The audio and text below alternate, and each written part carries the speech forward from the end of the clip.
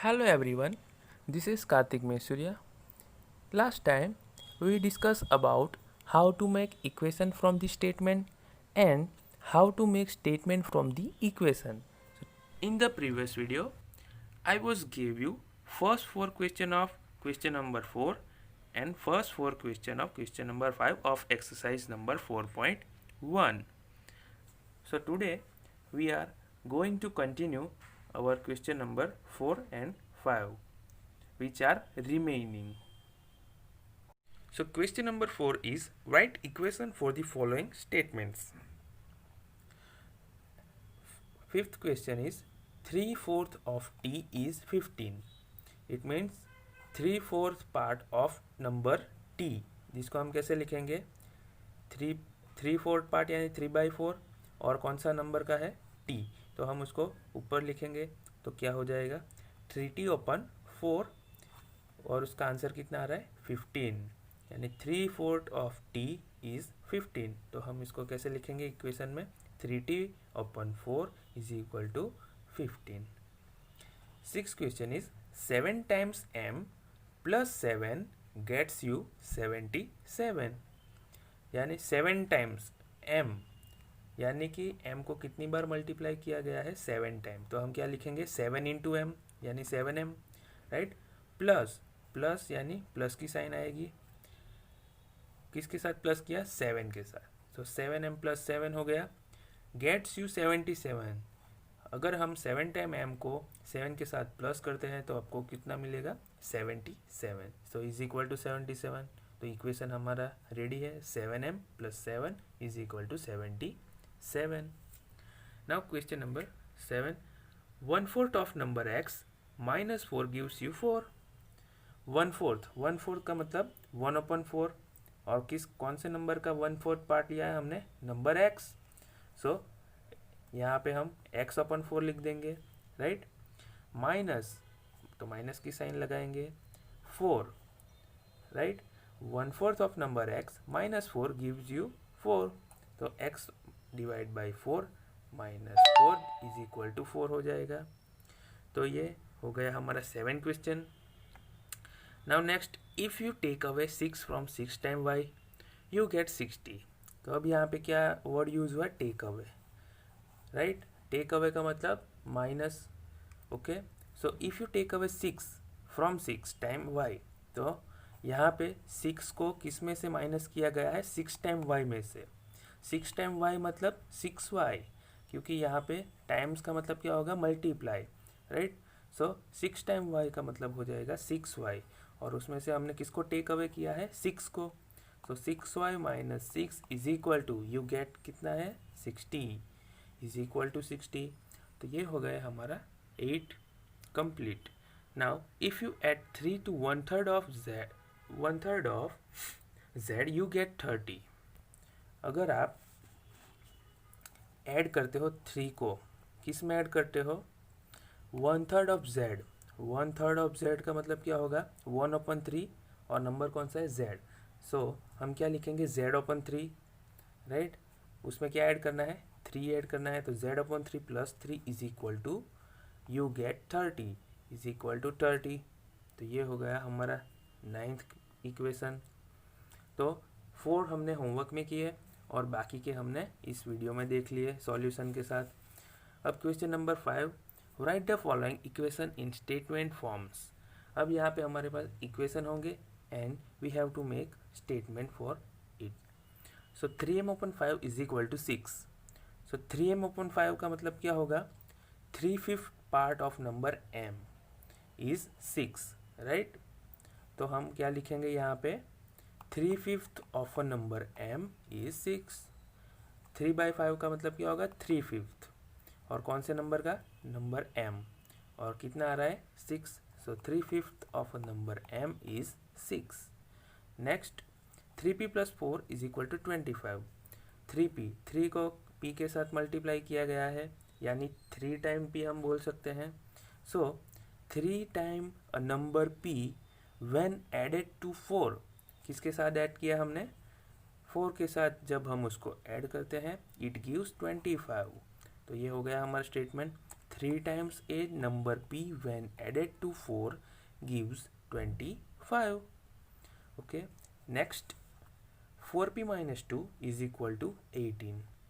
यहाँ पे 4p का मतलब क्या होगा, 4 टाइम p, राइट, सब्ट्रैक्शन है बीच में, तो 4p में से हमने 2 को सब्ट्रैक्ट किया हुआ है, तो हम क्या लिखेंगे, 2 subtracted from 4 times a number p is 18. तो ये हो गया हमारा simple equation, right. Now next p by 2 plus 2 is equal to 8. p by 2 है, यहाँ पे क्या किया है, 1/2 पार्ट लिया है, 1/2 पार्ट, राइट. तो हम क्या लिखेंगे, यहाँ पे ऐड किया है, प्लस की साइन है, सो add 2 to half of a number p, right. 2 को किस में ऐड किया, p के हाफ पार्ट में ऐड किया है, 1/2 पार्ट में, राइट. तो हम हाफ भी लिख सकते हैं, 1/2 भी लिख सकते हैं.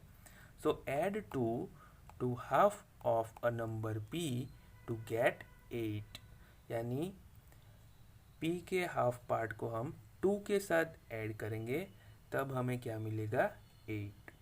तो ये हो गया हमारा question number 5. First 4 question already हमने कर दिए हैं.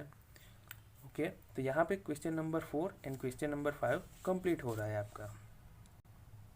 नाउ एक्सरसाइज 4.1 का question number 1, complete the last column of the table. यहाँ पे एक टेबल दिया गया है and we have to complete its third column. So first is equation, second is value and third is say whether the equation is satisfied yes or no.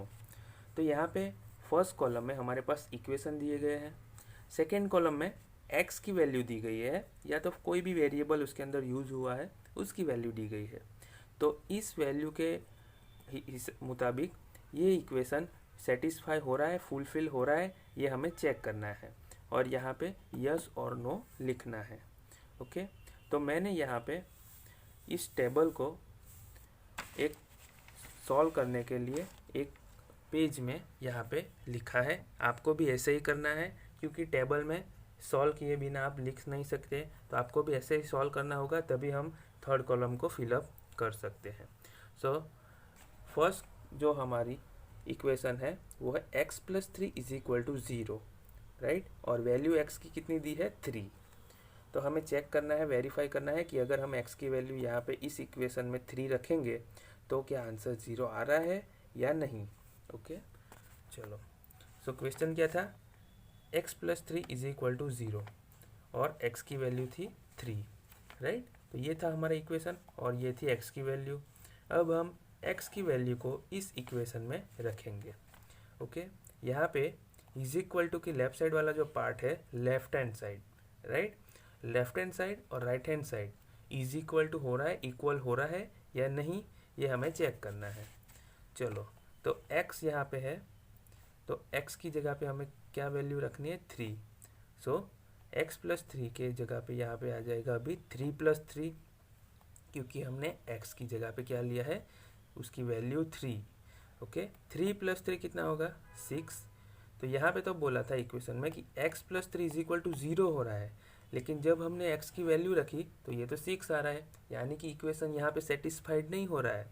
तो हम क्या लिखेंगे, no, x plus 3 is equal to 6 is not equal to 0, यानी कि x plus 3 क्या आ रहा है, 6, जो कि 0 नहीं है. ओके, वैसे ही अभी मैं आपको क्वेश्चन नंबर 3 दिखा रहा हूँ, थर्ड इक्वेशन. ओके, थर्ड में क्या दिया है, x plus 3 is equal to 0 और x की वैल्यू क्या है, -3. यहाँ पे इक्वेशन में x plus 3 is equal to 0 दिया है और x की वैल्यू दी है -3. अब हम x की वैल्यू की जगह पे -3 रखेंगे. ओके, तो x की जगह पे हमने -3 लिखा, माइनस नंबर हमेशा ब्रैकेट में लिखो, राइट. सो -3 प्लस 3, -3 प्लस 3 क्या हो जाएगा, प्लस माइनस माइनस, तो 3 में से 3 जाएगा तो 0. तो यहाँ पे क्या आ गया आंसर हमारा, 0. तो यहाँ पे क्या दिया था, 0. सो यस, यहाँ पे जो इक्वेशन था वो एकदम सेटिस्फाइड है, क्योंकि हमने x की वैल्यू रखी है इक्वेशन में, तो ये इक्वेशन सेटिस्फाई हो रहा है. So x plus 3 is equal to 0.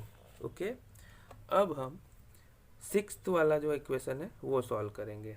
मैं आपको जो इक्वेशन बीच बीच में छूट रहे हैं उसको मैं आपको होमवर्क में देने वाला हूँ। तो जो जो इक्वेशन मैं करवा रहा हूँ वो आप यहीं पे देख लीजिए, और बाकी के जो मैं होमवर्क में दे रहा हूँ वो आपको घर से करने हैं। तो अब हम देखेंगे sixth equation. So 5x is equal to 25। Equation क्या था हमारा, 5x इज इक्वल टू 25 और x की वैल्यू कितनी दी है 5। तो अब हम इक्वेशन में x की वैल्यू लिखेंगे। सो 5x का मतलब क्या होगा, 5 के साथ मल्टीप्लाई में है x, राइट। तो 5 इंटू 5 कितना हो जाएगा, 5 इंटू 5 25। ओके, यहाँ पे इक्वेशन क्या था, 5x इज इक्वल टू 25। तो यहाँ पे इक्वेशन हमारा सेटिस्फाई हो रहा है। Okay, yes, 5x is equal to 25। तो ये हो गया हमारा सिक्स इक्वेशन का आंसर। ओके, अब हम नाइन्थ इक्वेशन करेंगे। तो यहाँ पे है m divide by 3 is equal to 2 और m की वैल्यू क्या है -6। तो अब हम करेंगे m divide by 3 is equal to 2। ये हमें चेक करना है कि ये लेफ्ट हैंड साइड और राइट हैंड साइड इक्वल है या नहीं है। तो चलो m की वैल्यू लिखेंगे यहाँ पे इक्वेशन में। सो m इज इक्वल टू -6 है, राइट। तो m की जगह पे हम क्या लिखेंगे -6। तो -6 डिवाइड बाई 3 हो जाएगा। अभी हम 3 से -6 को कट कर सकते हैं, राइट। 3 2 ज़ा 6, राइट। और यहाँ पे जो माइनस की साइन है इसकी वजह से आंसर के साथ भी माइनस की साइन लगेगी। ओके, तो क्या हो गया आंसर हमारा -2। ओके, हमने यहाँ पे 2 से कट किया है तो आंसर आ जाएगा -2। हमारा इक्वेशन था m divide by 3 is equal to 2, लेकिन हमारा आंसर आया -2, यानी कि इक्वेशन यहाँ पे सेटिस्फाई नहीं हो रहा है। तो हम लिखेंगे no, m divide by 3 is equal to -2 is not equal to +2। तो ये हो गया हमारा first question of exercise number 4.1। तो ऐसे ही आपको जो मैंने अभी समझाया है वैसे ही आपको सेकेंड, राइट, 4, 7, 8 और 10, 11 सॉल्व करने हैं और इस टेबल के अंदर आंसर करना है यस और नो। आपको पहले इस तरह से अपनी नोट में सॉल्व करने हैं, बाद में टेबल में लिखना है। तो बहुत इजी एक्सरसाइज है। नेक्स्ट वीडियो में हम कुछ नया सीखेंगे। Okay, thank you.